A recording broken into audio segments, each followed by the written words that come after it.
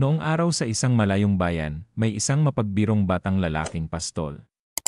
Habang nanginginain ang kanyang mga tupa sa parang, wala siyang ginawa kundi umakyat sa puno, matulog sa lilim o manghuli ng insekto. Di naglaon, nabagot ang batang lalaki sa pagpapastol. Para aliwin ang sarili, tumakbo siya pababa ng parang at nagsisigaw. Lobo! Sinugod ng mga lobo ang mga tupa ko.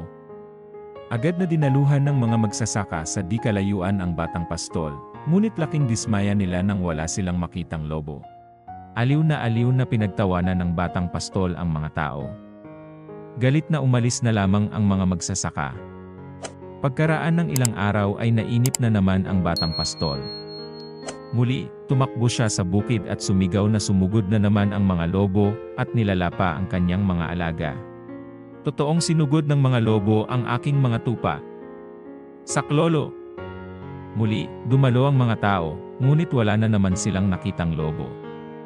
Dahil naisahan na naman niya ang mga tao, tumawa ng tumawa ang batang pastol. Isang araw sa parang, may dumating na mga lobo. Mukhang gutom na gutom ang mga ito at handang manila. Natakot ang batang pastol. Kumaripas ng takbo ang batang pastol at tinungo ang mga taong nagtatrabaho sa bukid. Tulungan niyo ako, may mga lobo, sigaw niya. Sinugod ng mga lobo ang aking mga tupa.